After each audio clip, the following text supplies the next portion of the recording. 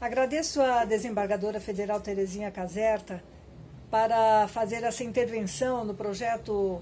Conexões, que integra o espaço EMAG Conecta da Escola de Magistrados da Justiça Federal da Terceira Região. Quero me apresentar, sou a doutora Vera Lúcia Jukovski, desembargadora federal aposentada do TRF3, com mestrado pela Faculdade de Direito da USP e doutorado da Faculdade de Direito da Universidade de Portugal, e professora de Direito Ambiental, membro do NUPEMEC, do TRF da Terceira Região, e formadora de magistrados pela Infam.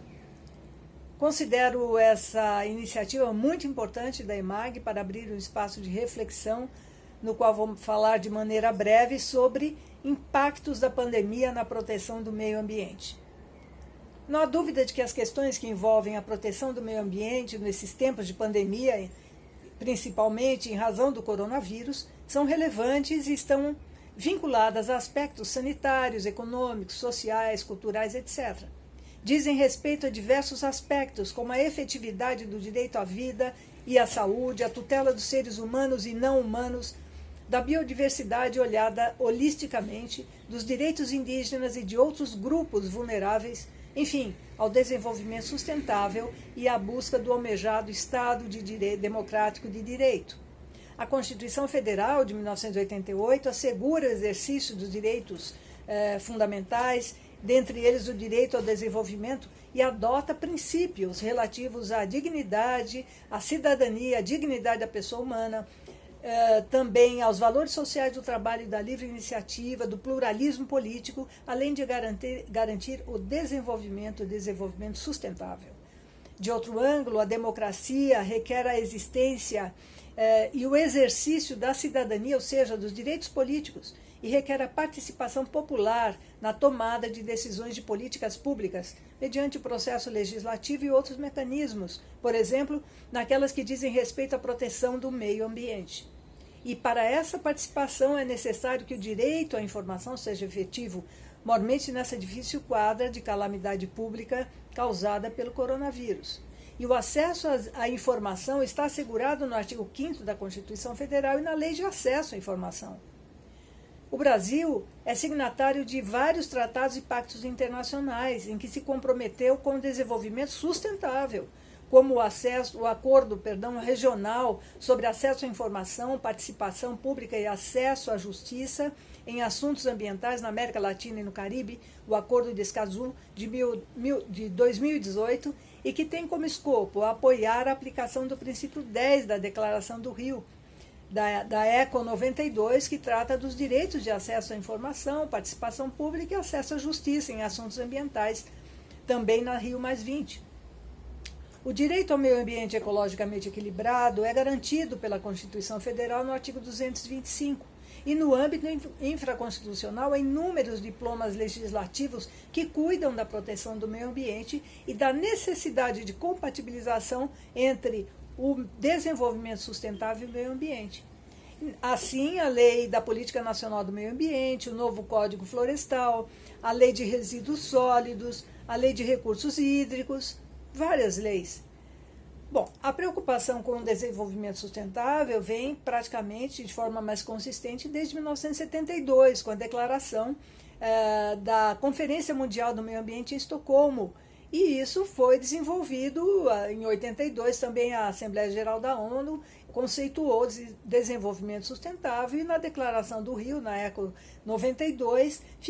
ficaram assinalados os princípios número 1, número 4 e número 8 sobre essa necessidade de compatibilização entre meio ambiente e desenvolvimento sustentável, que os estados devem colaborar para isso. O protocolo adicional da Convenção da Convenção Americana de Direitos Humanos em matéria de direitos econômicos, sociais e culturais, o Protocolo de San Salvador, também estabeleceu a necessidade dessa harmonização. O relatório Rio+20, em 2012, orientou da necessidade de incorporar ao desenvolvimento sustentável os aspectos econômicos, sociais e ambientais, com comprometimento dos Estados para a promoção de políticas de desenvolvimento sustentável. Ademais, os Objetivos de Desenvolvimento Sustentável das Nações Unidas e a Agenda 2030 prevêem que os estados devem tomar medidas urgentes para combater as mudanças climáticas e seus impactos. Portanto, é preciso refletir sobre quais seriam as implicações desses aspectos para a efetividade da proteção do meio ambiente, do desenvolvimento sustentável e da democracia no Brasil e quais seriam os impactos da pandemia sobre eles. O Brasil estaria cumprindo as suas obrigações estabelecidas nos compromissos internacionais, na Constituição Federal e na legislação infraconstitucional? É sabido que há um déficit crônico na aplicação da legislação por parte da administração pública, agravado especialmente nesses tempos de pandemia. Tem-se observado em um aumento descomunal das queimadas e do desmatamento em vários biomas, com grande perda da biodiversidade na Amazônia, no Pantanal, perda também no Cerrado e na Mata Atlântica, colaborando muito para as mudanças climáticas, invasões de áreas indígenas e terras públicas federais devido à grilagem, garimpo ilegal em terras indígenas, violações de direitos fundamentais de comunidades extremamente vulneráveis, como indígenas, quilombolas, extrativistas, ribeirinhos. Inclusive em áreas indígenas, como as terras de Yanomami, tem havido extração de ouro ilegal que depois é lavado no mercado financeiro e tem difícil rastreabilidade para fins punitivos, prejudicando as comunidades locais, a economia e a sociedade brasileira como um todo. Além de que garimpeiros ilegais em terras indígenas faz com que os indígenas estejam mais sujeitos à contaminação, inclusive por coronavírus, até porque os indígenas têm um sistema imunológico mais delicado. Portanto, nesse momento, o Judiciário tem desempenhado exemplarmente a sua função de prestar a jurisdição, garantindo os direitos humanos, como os relativos ao direito à vida, à saúde, ao meio ambiente sadio, especialmente em relação aos hipervulneráveis como os indígenas. Daí a grande quantidade de ações judiciais e de alta complexidade que vêm sendo ajuizadas em todas as instâncias. Eu gostaria de apenas lembrar de uma ação judicial, porque existem muitas, na 7ª Vara Federal Ambiental e Agrária da Seção Judiciária do Amazonas, uma ação civil pública promovida pelo Ministério Público Federal, em face da FUNAI, do ICMBio, a IBAMA e a União Federal, para obter a implementação de ações de comando e controle para a contenção de agentes infratores ambientais, ao argumento que desde 2012 tem aumentado o desmatamento e outros ilícitos ambientais, como o garimpo ilegal de ouro na Amazônia. Portanto, nesta ação, a juíza que preside o feito deferiu a tutela de urgência antecipada,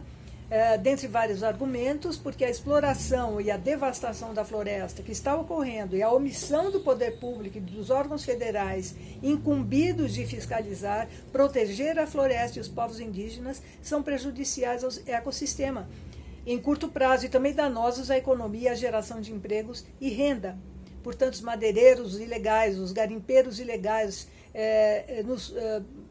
que agem contra povos indígenas, meio ambiente e povos tradicionais só geram riquezas para eles próprios e destroem o patrimônio ambiental que é do povo brasileiro.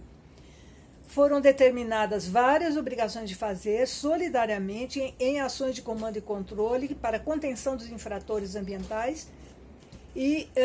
nos 10 principais pontos ilícitos, com vários condicionantes, inclusive com apoio da Força Nacional, militares das Forças Armadas e das polícias militares ambientais, polícias federais e servidores de órgãos fiscalizatórios, além da ordem para a apresentação de um planejamento rápido para a implementação do que foi determinado judicialmente, além de outras obrigações, enquanto durar a pandemia. Eu gostaria apenas de dizer que, claro, essa ação, como outras, estão sob iúdice, sujeitas a recursos, e, portanto, o que se vê é que há necessidade da proteção máxima mesmo para que sejam intensificados os comandos e controles da proteção do meio ambiente de forma ampla no âmbito desses biomas, para a preservação da rica biodiversidade e das populações fragilizadas desses locais. Portanto, o judiciário tem um papel relevante nessa situação, especialmente nessa situação, e essa proteção, na verdade, deve ser voltada para a efetividade do direito ao ambiente ecologicamente equilibrado para a presente e as futuras gerações. Muito obrigada.